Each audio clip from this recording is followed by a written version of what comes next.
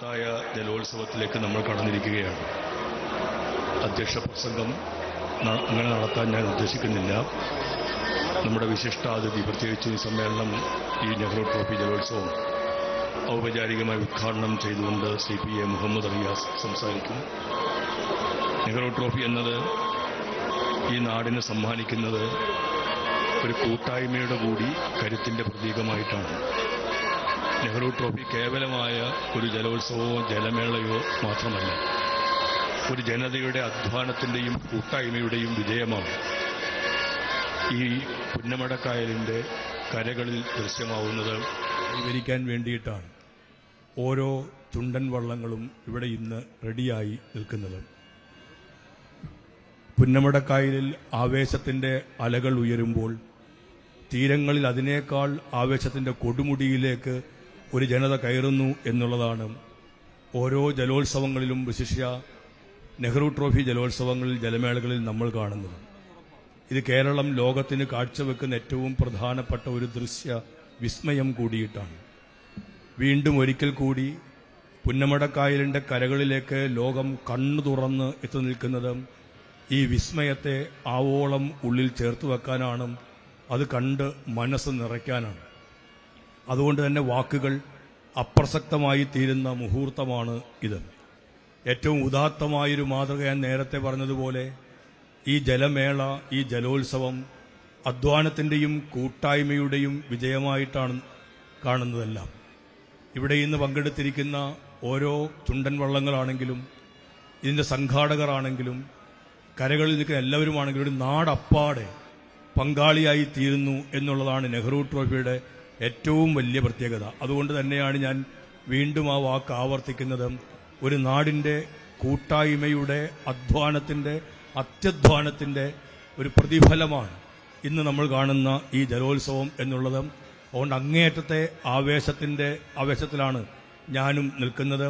ഈ ജില്ലയുടെ ഒരു ജനപ്രതിനിധി എന്നുള്ള തരത്തിൽ ഈ ജലമേളയ്ക്ക് അധ്യക്ഷം വഹിക്കാൻ കഴിയുന്നൊരു മഹത്തായ അനുഭവമായി, ആവേശമായി, ഭാഗ്യമായി കരുതിക്കൊണ്ട് ഈ സമ്മേളനം, ഈ നെഹ്റു ട്രോഫി ജലോത്സവം ഔപചാരികമായി ഉദ്ഘാടനം ചെയ്യുന്നതിനും എൻ്റെ പ്രിയ സുഹൃത്ത്, കേരളത്തിൻ്റെ ആദരണീയനായ PWD ടൂറിസം വകുപ്പ് മന്ത്രി ശ്രീ PA മുഹമ്മദ് റിയാസിനെ ക്ഷണിച്ചുകൊള്ളുന്നു.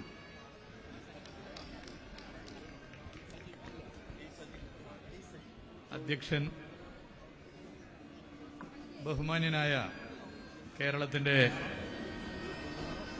കൃഷി വകുപ്പ് മന്ത്രി ശ്രീ പ്രസാദ്,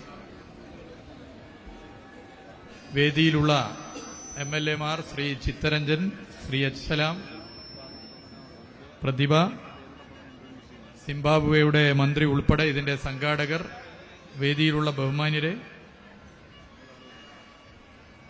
ഇവിടെ ഈ വള്ളംകളിയുടെ ഭാഗമാകാൻ വന്ന പ്രിയപ്പെട്ട കൂട്ടുകാരെ, സഹോദരീ സഹോദരന്മാരെ, നമ്മുടെ നാട്, നമ്മുടെ സംസ്ഥാനം ഇനി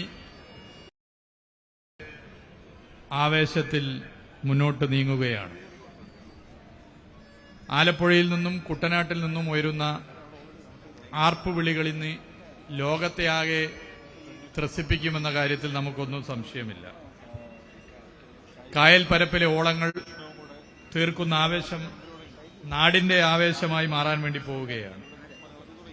71ാമത് നെഹ്റു ട്രോഫി വള്ളംകളി വളരെ സന്തോഷത്തോടുകൂടി ഉദ്ഘാടനം ചെയ്തതായി അറിയിക്കുകയാണ്. ഇതിന്റെ ചരിത്രത്തെക്കുറിച്ച് ഇവിടെ ബഹുമാനപ്പെട്ട കലക്ടർ ചൂണ്ടിക്കാട്ടിയതുകൊണ്ട് ഞാൻ ആവർത്തിക്കുന്നില്ല. ഇവിടെ ഒരു കാര്യം ആദ്യമേ ചൂണ്ടിക്കാട്ടാൻ ഞാൻ ആഗ്രഹിക്കുന്നു.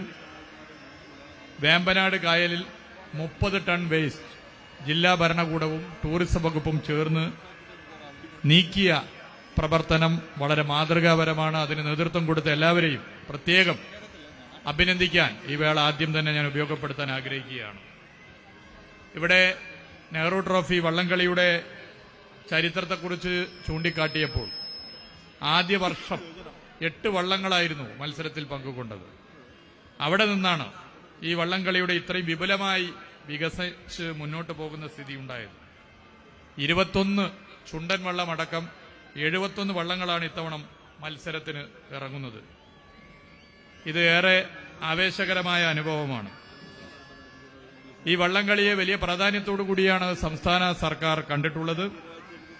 ലോകം ശ്രദ്ധിക്കുന്ന ഈ വള്ളംകളി അതുകൊണ്ട് തന്നെ ഇതുവരെ ഇല്ലാത്ത, എല്ലാ കാലവും നല്ല നിലയിൽ പ്രോത്സാഹിപ്പിച്ചിട്ടുണ്ടെങ്കിൽ ഒരു കാലത്തും ഇല്ലാത്ത നിലയിൽ ഫണ്ട് അനുവദിക്കാൻ സംസ്ഥാന സർക്കാർ തയ്യാറായി. നവകേരള സദസ്സ് കേരളത്തിലെ കാസർഗോഡ് മുതൽ തിരുവനന്തപുരം വരെ 140 നിയമസഭാ മണ്ഡലങ്ങളിലൂടെ മുഖ്യമന്ത്രിയും മന്ത്രിമാരും സഞ്ചരിച്ച നവകേരള സദസ്സിന്റെ ഭാഗമായി ഈ നെഹ്റു പവലിയന് വേണ്ടി 7 കോടി രൂപ അനുവദിച്ച സന്തോഷ വിവരം നിങ്ങളെ പ്രത്യേകം അറിയിക്കുന്നു.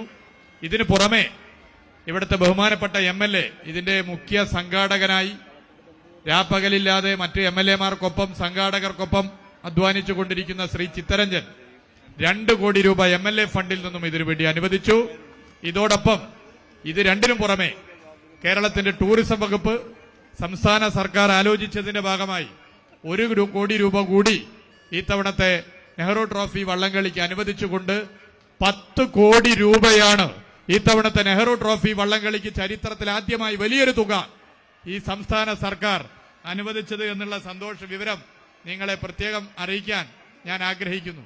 മറ്റ് കാര്യങ്ങളിലേക്കൊന്നും ഈ ഉദ്ഘാടന സംസാരത്തിൽ കടക്കുന്നത് ഉചിതമല്ല എന്നറിയാം. ലോകത്താകെയുള്ള മലയാളികൾ ശ്രദ്ധിക്കുന്ന ഈ വള്ളംകളി, ഒരുപാട് വിദേശ സഞ്ചാരികൾ, ആഭ്യന്തര സഞ്ചാരികൾ ഈ വള്ളംകളി കാണാൻ വേണ്ടി നമ്മുടെ സംസ്ഥാനത്തേക്ക് എത്തുന്നു. കേരളത്തിന്റെ ടൂറിസം മേഖലയുടെ കുതിപ്പിനിത് ഏറെ കാരണമായി മാറുന്ന ഈ വള്ളംകളി സംസ്ഥാന സർക്കാരിനെ സംബന്ധിച്ചിടത്തോളം കണ്ണിലെ കൃഷ്ണമണി പോലെ എല്ലാ കാലവും സംരക്ഷിച്ച് മുന്നോട്ട് പോകണമെന്നുള്ളത് തന്നെയാണ് ആഗ്രഹിക്കുന്നത്. ഇതോടൊപ്പം അധികം വൈകാതെ ചാമ്പ്യൻസ് ബോട്ട് ലീഗ് ആരംഭിക്കുന്നത് ഈ ആലപ്പുഴയിൽ നിന്ന് തന്നെ ആയിരിക്കുമെന്നുള്ള വിവരവും നിങ്ങളെ പ്രത്യേകം അറിയിക്കാൻ ആഗ്രഹിക്കുന്നു. അങ്ങനെ കേരളത്തിന്റെ പ്രധാനപ്പെട്ട ടൂറിസ്റ്റ് ഉൽപ്പന്നമായി ഈ വള്ളംകളിയെ മാറ്റിത്തീർക്കാനുള്ള ഇടപെടലിന് നമുക്കെല്ലാവർക്കും ഒരുമിച്ച് കൈകോർക്കാം എന്ന് മാത്രം ചൂണ്ടിക്കാട്ടിക്കൊണ്ട് നിർത്തുകയാണ്. എല്ലാവർക്കും അഭിവാദ്യങ്ങൾ.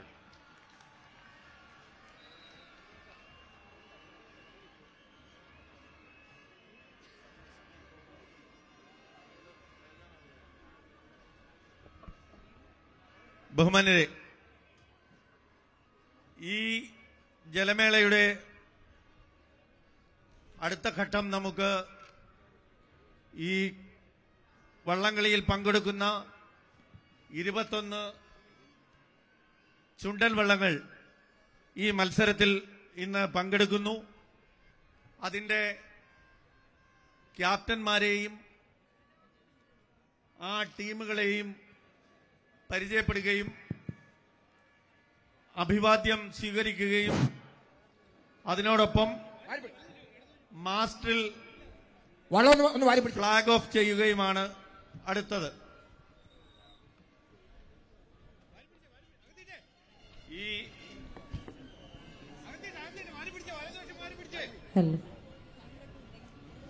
വലതുവശം എല്ലാ ചുണ്ടപ്പണക്കും വലതുവശം മാറി പിടിച്ച് അകത്തിയിട്ട് ഈ വള്ളങ്ങളെല്ലാം VIP പവലിയോട് അടുത്ത് കിടക്കണം.